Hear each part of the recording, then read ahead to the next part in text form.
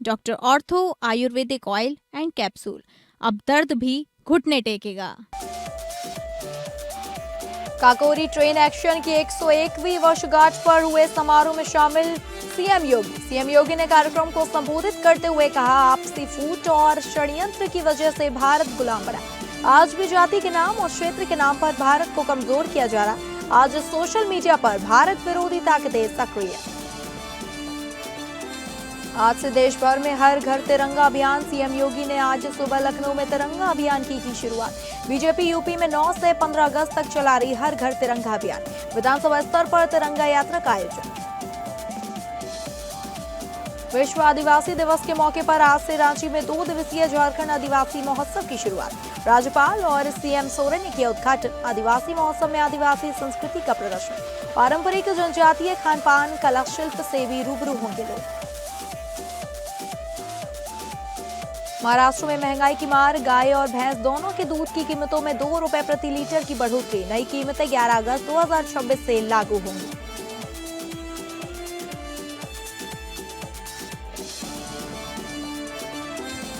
नमस्कार, आप सभी का बहुत स्वागत है स्टेट लाइव में। मैं हूं आपके साथ अंकिता सिंह। शुरुआत करेंगे स्टेट लाइव की उत्तर प्रदेश की खबरों का रुख करके। लखनऊ में काकोरी ट्रेन एक्शन की 101वीं वर्षगांठ के अवसर पर रविवार को काकोरी स्थित शहीद मंदिर परिसर में शताब्दी समारोह का आयोजन किया गया। कार्यक्रम में मुख्यमंत्री योगी आदित्यनाथ ने मुख्य अतिथि के रूप में शामिल होकर शहीदों को नमन किया। काकोरी ट्रेन एक्शन शताब्दी समारोह का शुभारंभ मुख्यमंत्री योगी आदित्यनाथ ने लोगों को संबोधित करते हुए कहा कि भारत ऐसे ही गुलाम नहीं हुआ। गुलामी के कारण आपसी कूट फूट और हमारे होने वाले षड्यंत्र थे। आज भी जाति के नाम पर, क्षेत्र के नाम पर भारत को कमजोर करने वाली ताकतें लगातार लगी हुई हैं। हमारे खिलाफ होने वाले षड्यंत्र का तीसरा माध्यम आज सोशल मीडिया हो गया है। जितनी भारत विरोधी ताकतें हैं, उनके द्वारा इस प्लेटफॉर्म का दुरुपयोग करने का काम हो रहा है। भारत के खिलाफ अफवाह पैदा करने का काम हो रहा है। इस माध्यम से समाज को गुमराह करने का कुत्सित प्रयास हो रहा है। सीएम योगी ने कहा कि जिन लोगों ने आपको अपने क्रांतिकारियों नायकों से दूर रखा, उन्होंने भारत की युवा पीढ़ी के साथ सबसे बड़ा अन्याय किया। अपने नायकों पर गौरव की अनुभूति का अवसर ना देना किसी भी नौजवान के लिए उसके आदर्श से विमुख करने जैसा होता है, उसके प्रेरणा स्रोत को कुंद करने जैसा होता है। यह पाप आजादी के बाद जिन्होंने सत्ता संभाली, उनके द्वारा लगातार होता रहा। भारत गुलाम ऐसे ही नहीं हुआ। भारत की गुलामी के कारण से हमारी आपसी फूट, हमारे साथ होने वाले षड्यंत्र और ये फूट आज भी जाति के नाम पर, क्षेत्र के नाम पर, भाषा के नाम पर भारत को कमजोर करने वाली ताकतें लगातार कर रही हैं। हमारे खिलाफ होने वाले षड्यंत्र, ये षड्यंत्र आज इसका एक तीसरा माध्यम भी सोशल मीडिया का प्लेटफॉर्म हो गया है। जितनी भी भारत विरोधी ताकतें हैं, उनके द्वारा इस प्लेटफॉर्म का दुरुपयोग करते हुए भारत के खिलाफ अफवाह पैदा करना, दुरुपयोग करना और उस षड्यंत्र को के माध्यम से समाज को गुमराह करने की स्थिति पैदा करने का कुत्सित प्रयास भी हो रहा है। लखनऊ में आज सीएम योगी ने हर घर तिरंगा अभियान की शुरुआत की। सीएम योगी दोनों डिप्टी सीएम केशव प्रसाद मौर्य, ब्रजेश पाठक और यूपी भाजपा अध्यक्ष पंकज चौधरी हाथ में तिरंगा लेकर पैदल चले। यात्रा के दौरान योगी ने एक तरफ ब्रजेश पाठक तो दूसरी तरफ केशव मौर्य और पंकज चौधरी नजर आए। योगी ने बच्चों और पंकज चौधरी के साथ सेल्फी भी ली। सीएम योगी ने कहा कि आज काकोरी ट्रेन एक्शन का 101वां पर्व है। इस अवसर पर बीजेपी द्वारा पूरे देश में तिरंगा यात्रा निकाली जा रही है। मैं भारत की आजादी के लिए सर्वथा होने वाले सभी महान सपूतों को नमन करता हूं। इसके साथ मैं डॉक्टर राजेंद्र प्रसाद, बाबा साहेब भीमराव अंबेडकर और लौह पुरुष सरदार वल्लभ भाई पटेल के प्रति भी अपनी श्रद्धांजलि भी अर्पित करता हूं। सीएम योगी ने कहा कि हमारे खिलाफ होने वाले षड्यंत्र का तीसरा माध्यम आज सोशल मीडिया हो गया है। जितनी भारत विरोधी ताकतें हैं, उनके द्वारा इस प्लेटफॉर्म का दुरुपयोग किया जा रहा है। भारत के खिलाफ अफवाह फैलाई जा रही है। इस माध्यम से समाज को गुमराह करने का कुत्सित प्रयास किया जा रहा है। सीएम योगी ने कहा कि जो कार्य 1947 के तत्काल बंद उसके बाद होना चाहिए था, राष्ट्रगीत की प्रति, राष्ट्रगान के प्रति, आखिर उसे 75 वर्ष क्यों लग गए? कारण था कुछ लोगों के लिए सत्ता सर्वोपरि थी, लेकिन मोदी जी के लिए राष्ट्रीय सर्वोपरि है। हर वर्ग के प्रति कृतज्ञता ज्ञापित करते हुए ये यात्रा भी उसी का हिस्सा है। देशभक्ति के गानों, वंदे मातरम और भारत माता की जय के नारों के बीच तिरंगा यात्रा मुख्यमंत्री आवास से शुरू हुई। 30 मिनट में 2 किलोमीटर का सफर तय कर यात्रा विधान भवन पहुंची। यात्रा में कैबिनेट मंत्रियों, भाजपा नेताओं और स्कूली बच्चों, युवाओं समेत 30,000 लोग शामिल हुए। बच्चे 101 फीट का तिरंगा लेकर विधानसभा पहुंचे। वो कार्य 1947 के तत्काल बाद होना चाहिए था। राष्ट्रगीत के प्रति, राष्ट्रगान के प्रति, राष्ट्र के प्रतीकों के प्रति जो भाव होना चाहिए था, आखिर उसे 75 वर्ष और क्यों लगे? कारण था कुछ लोगों के लिए सत्ता सर्वोपरि थी, लेकिन प्रधानमंत्री मोदी जी के लिए आज काकोरी ट्रेन एक्शन की 101वां पावन पर्व भी है। हमारा ये तिरंगा हमारे सादगी का, हमारे विकास का, हमारी विरासत का और भारत के आन बान और शान का प्रतीक है। कैबिनेट मंत्री भूपेंद्र चौधरी जनपद मुरादाबाद के बिलारी गन्ना समिति में चौधरी चरण सिंह पार्क में प्रतिमा को माला अर्पण करने पहुंचे। इस दौरान कार्यकर्ताओं पदाधिकारी से संवाद किया।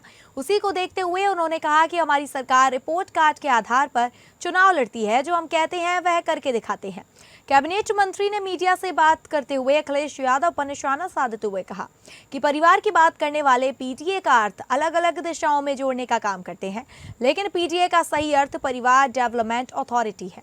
इसलिए अखिलेश यादव हमेशा पीटीए की बात करते रहते हैं। रिपोर्ट कार्ड के आधार पर चुनाव मैदान में आती है। मुख्यमंत्री योगी एवं प्रधानमंत्री मोदी की मौजूदगी में विकास कार्यों के आधार पर सरकार बनाने का काम किया जा रहा है।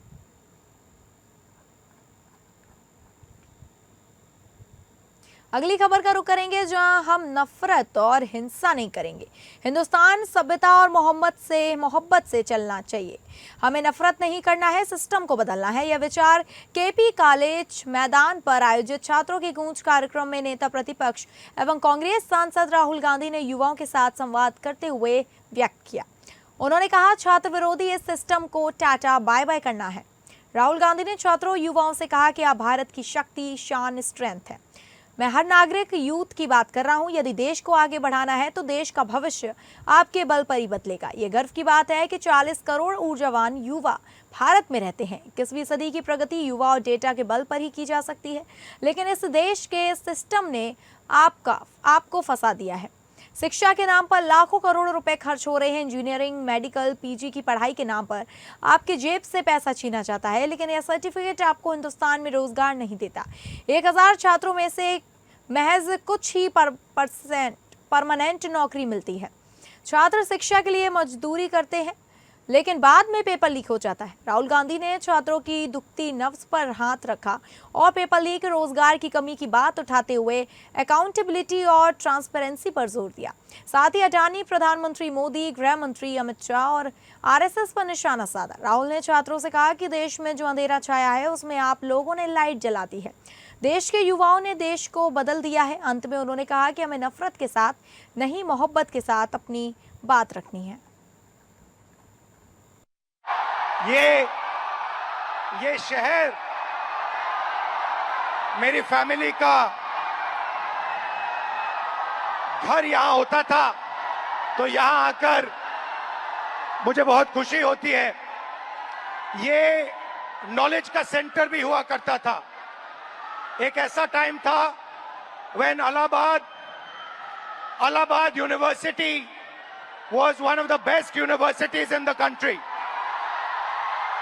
देखिए, प्रयागराज प्रतियोगी छात्रों की तपस्या की भूमि है और राहुल गांधी जी जो अपनी राजनीतिक तपस्या की भूमि न बनाए, क्योंकि छात्र सवाल पूछते भी हैं और हिसाब भी मांगते हैं और जहाँ तक राहुल गांधी जी की जो सरकार थी 2004 से 2014 तक, अगर उस समय भी देखें तो उसका भी हिसाब अगर दें, तब पॉलिसी पैरालिसिस का दौर था और हर तरफ भ्रष्टाचार घोटाले का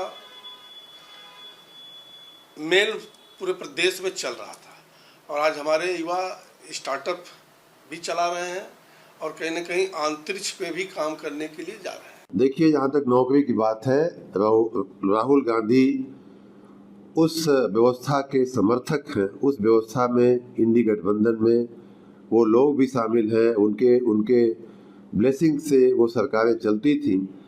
जब प्रयाग ही का मैं उदाहरण देकर के बात का जवाब देता हूँ कि प्रयाग के उत्तर प्रदेश लोक सेवा आयोग में नौकरियों जो पीसीएस की और अन्य जो गजेटेड ऑफिसर्स की नियुक्तियां होती थी लोक सेवा आयोग उत्तर प्रदेश के जरिए, उसमें व्यापक भ्रष्टाचार, व्यापक जातिवाद, व्यापक परिवारवाद, व्यापक भाई भतीजावाद होता था। उस समय कांग्रेस के लोगों ने क्यों नहीं बोला?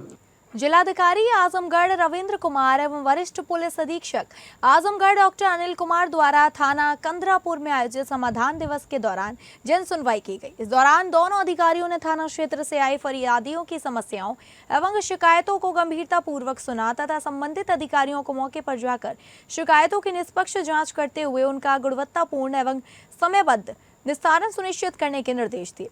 जिलाधिकारी एवं वरिष्ठ पुलिस अधीक्षक ने राजस्व एवं पुलिस विभाग से संबंधित प्रकरणों में आपसी समन्वय स्थापित कर नियम अनुसार प्रभावी कार्यवाही करने के निर्देश दिए। उन्होंने कहा, किसी भी फरियादी को अनावश्यक रूप से परेशान न किया जाए तथा शिकायतों के निस्तारण में पारदर्शिता एवं निष्पक्षता सुनिश्चित की जाए। अधिकारियों ने समाधान दिवस में प्राप्त शिकायतों के निस्तारण की नियमित समीक्षा करने तथा लंबित प्रकरणों का प्राथमिकता के आधार पर निस्तारण सुनिश्चित करने के लिए संबंधित अधिकारियों को आवश्यक दिशा निर्देश दिए। इस अवसर पर थाना कंदरापुर के अधिकारी एवं कर्मचारी तथा संबंधित राजस्व विभाग के अधिकारी और कर्मचारी उपस्थित रहे।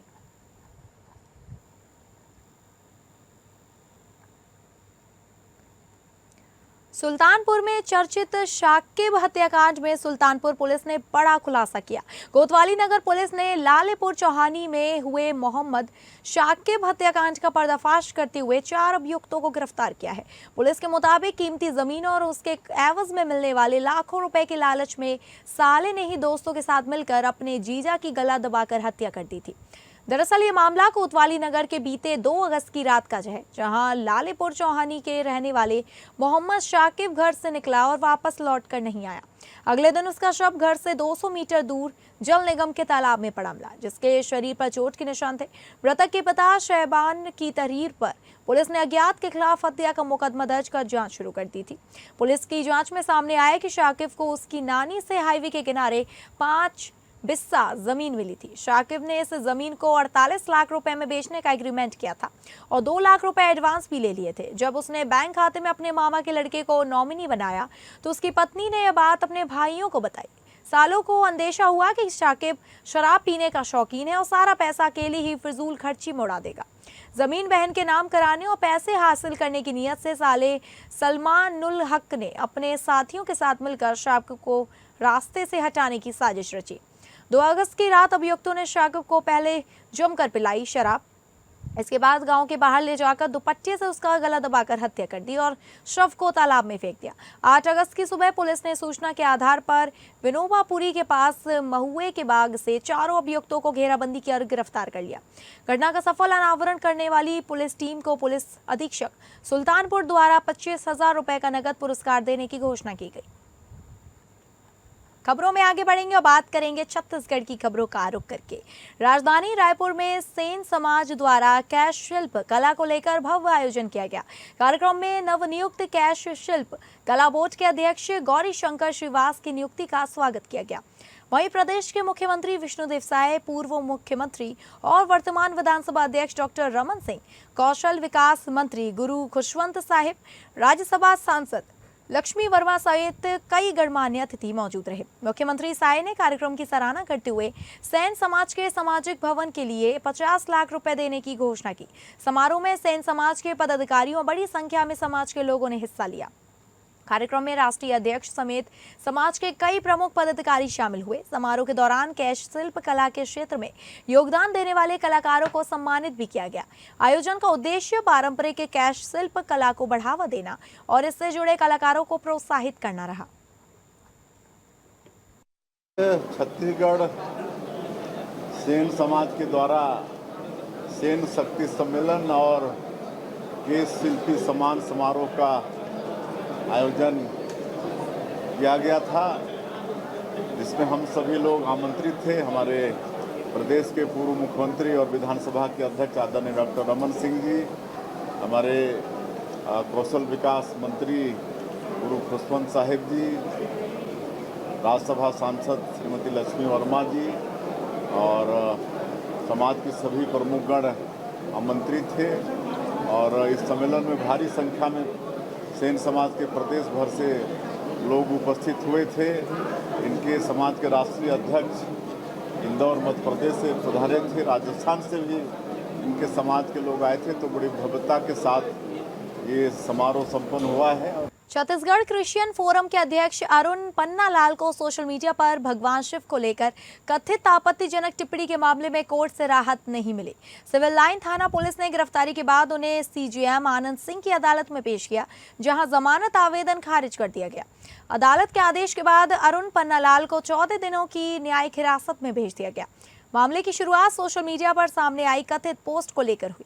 भाजपा पदाधिकारियों की शिकायत पर सिविल लाइन थाने में अरुण पन्नालाल और हंसराज गोयल के खिलाफ मामला दर्ज किया गया। शिकायत में धार्मिक भावनाओं को आहत करने का आरोप लगाया गया। पुलिस ने प्रकरण दर्ज करने के बाद मामले की जांच शुरू की और उपलब्ध साक्ष्यों के आधार पर अरुण पन्नालाल को गिरफ्तार किया। इसके बाद उन्हें न्यायालय के समक्ष पेश किया गया। सुनवाई के दौरान अरुण की ओर से जमानत के लिए आवेदन प्रस्तुत किया गया, लेकिन सीजीएम आनंद सिंह ने जमानत याचिका स्वीकार नहीं की।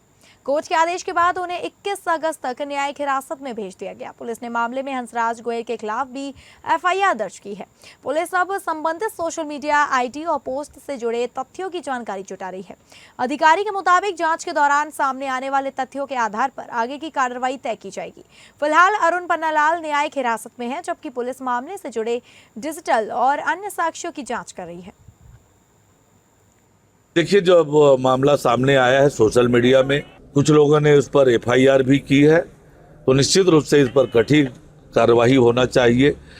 इस तरह से धर्मावलंबियों के भावनाओं को ठेस पहुंचाना गंभीर अपराध है और भगवान भोले बाबा के प्रति जो टिप्पणी हुई है ये बहुत निंदनीय है। इसमें भी राजनीति करने का काम कांग्रेस कर रही है, पर हम कठोर कार्रवाई करेंगे। सूरजपुर में पत्नी के मायके से वापस नहीं आने से नाराज पति ने उस पर धारदार ब्लेड से हमला कर गंभीर रूप से घायल कर दिया। घटना के बाद पुलिस ने आरोपी पति को कुछ ही घंटों में गिरफ्तार कर लिया। पूरा मामला कुदरगढ़ चौकी क्षेत्र का है। कर्री निवासी नकुल का अपनी पत्नी से किसी बात को लेकर विवाद हुआ था। इसके बाद नाराज पत्नी अपने मामा के घर भंवर खो चली गई और करीब 1 महीने से वहीं रह रही थी। आरोप है कि पत्नी को वापस लेने पहुंचे नकुल सिंह ने उसके साथ चलने के लिए कहा, लेकिन पत्नी ने वापस आने से इनकार कर दिया। इसी बात से नाराज होकर आरोपी ने पत्नी की गर्दन पर धारदार ब्लेड से वार कर दिया।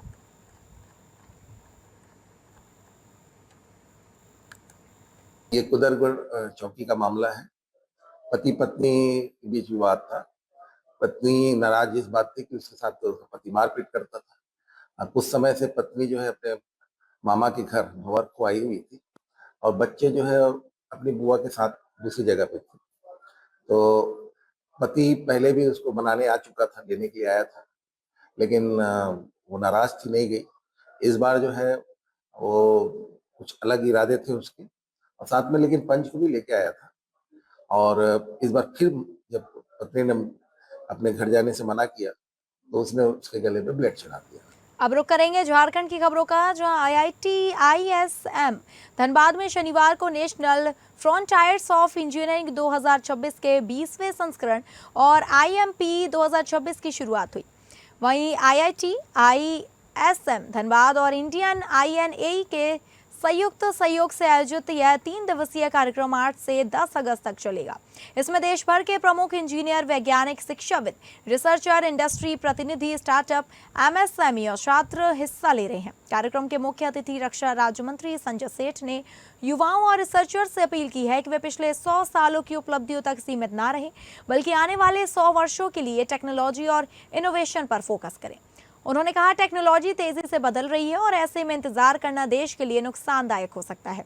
उन्होंने रिसर्चर्स से लैब से बाहर निकलकर देश की जरूरतों के अनुरूप नई टेक्नोलॉजी और समाधान विकसित करने का आह्वान किया। एक डिफेंस कॉन्क्लेव रांची में, खैलगांव में 3 दिन का हुआ था और उसके बाद 2 दिन का डिफेंस कॉन्क्लेव जमशेदपुर में कराया। वहां लगभग 1600 MSME सेक्टर के लोग आए। जब रांची में डिफेंस कॉन्क्लेव आया, उस चीफ ऑफ डिफेंस स्टाफ आए, हमारे सारे बड़े अधिकारी, सारे साइंटिस्ट आए, राज्यपाल महोदय जी थे, मुख्यमंत्री जी थे, और हमने प्रयास किया कि यहाँ पर रक्षा के क्षेत्र में झारखंड में कुछ हो, तभी इतना बड़ा स्टेक कराया। उसके पहले नो योर आर्मी मोराबादी में 3 दिन की एग्जीबिशन था, फिर एरो शो था। एक चैलेंज है समाज के लिए, देश के लिए। हम इसीलिए हमने आज अपने युवाओं को, अपने बच्चों का, हमने उनको नहीं कहा है, उनको कहा है कि आप मोटी। धनबाद पुलिस ने साइबर अपराध के खिलाफ बड़ी कार्रवाई करते हुए एक ऐसे नेटवर्क का खुलासा किया जिसमें गरीब ग्रामीणों के नाम पर सिम कार्ड और बैंक खाते खुलवाकर उन्हें साइबर अपराधियों तक पहुंचाया जा रहा था। पुलिस ने इस मामले में एक नाबालिग समेत 6 लोगों को हिरासत में लिया। जांच में सामने आया कि ग्रामीणों के नाम पर कथित तौर पर 166 सिम कार्ड लिए गए थे। इनमें से 57 सिम कार्ड NCRP पोर्टल पर साइबर अपराध से जुड़े मामलों में रजिस्टर्ड पाए गए हैं। वरीय पुलिस अधीक्षक को मिली गुप्त सूचना के आधार पर बरियापुर थाना क्षेत्र स्थित एक मोबाइल कॉर्नर दुकान पर पुलिस ने कार्रवाई की। जांच में चिरंजीत कुमार को इस साइबर नेटवर्क का मुख्य सरगना बताया जा रहा है। पुलिस के मुताबिक मधुसूदन बाउरी और गोविंद बाउरी ग्रामीण इलाकों के करीब लोगों को पैसों का लालच देकर उनके नाम पर सिम कार्ड खरीदवाते और विभिन्न बैंकों में खाते खुलवाकर उन्हें साइबर अपराधियों तक पहुंचाते थे। नमस्कार। कुछ दिन पहले हम लोगों को डिपार्टमेंट ऑफ टेलीकम्युनिकेशन की तरफ से एक सूचना मिला है कि उन लोगों के एनालिसिस में एक पर्टिकुलर मोबाइल दुकान है जो मोबाइल स्टोर नाम है, ये बलियापुर थाना क्षेत्र में है। ये मोबाइल दुकान के द्वारा बहुत सारा सिम कार्ड्स बेचा गया है जिनके NCRP पोर्टल, संचार साथी पोर्टल, चक्षु पोर्टल, 9030 ये सब पोर्टल के द्वारा फ्लैग किया गया है। जो सिम कार्ड्स इस दुकान में रहने वाला POS के द्वारा बेचा जा रहा है, उस सिम कार्ड्स के खिलाफ बहुत सारा साइबर क्राइम कंप्लेंट्स मिला हुआ है, जिस SSP सर के द्वारा अनुमंडल पुलिस पदाधिकारी सिंदरी के नेतृत्व में एक स्पेशल इन्वेस्टिगेटिव टीम गठित किया गया। अब बात करेंगे महाराष्ट्र की, जहां महाराष्ट्र में लोगों पर एक बार फिर से महंगाई की मार पड़ी है। महाराष्ट्र में गाय और भैंस दोनों के दूध की कीमत 2 रुपए प्रति लीटर बढ़ा दी गई है। नई कीमतें 11 अगस्त 2024 से लागू होंगी। यह फैसला दुग्ध उत्पादक और प्रसंस्करण कल्याण संघ की ओर से लिया गया। दुग्ध उत्पादक और प्रसंस्करण कल्याण संघ के अनुसार पिछले कुछ समय में डीजल के दाम 10 रुपए प्रति लीटर तक बढ़ चुके हैं, जिससे दूध के परिवहन का खर्चा काफी बढ़ गया है।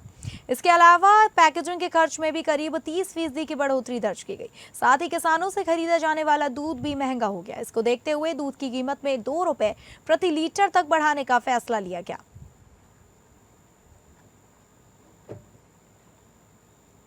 पनवेल महानगर पालिका क्षेत्र के कलमबोली रोडपाली इलाके में बारिश के मौसम के बावजूद नागरिकों को पानी की भारी किल्लत का सामना करना पड़ रहा है।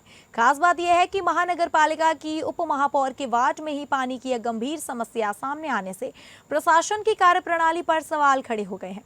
शहर की प्रतिदिन की पानी की आवश्यकता करीब 32 MLD है, जबकि वर्तमान में केवल 19 से 22 MLD पानी की आपूर्ति हो रही है। ऐसे में मांग और उपलब्धता के बीच बड़ी कमी बनी बनी हुई है। रोटपाली के सेक्टर 17 से 20 सहित कलमबोली के कई सोसाइटियों में नियमित पानी नहीं मिलने के कारण नागरिकों को टैंकरों पर निर्भर रहना पड़ रहा है। कुछ सोसाइटियों को हर महीने सैकड़ों टैंकर मंगाने पड़ रहे हैं, जिसके चलते लाखों रुपए का अतिरिक्त आर्थिक बोझ नागरिकों पर पड़ रहा है।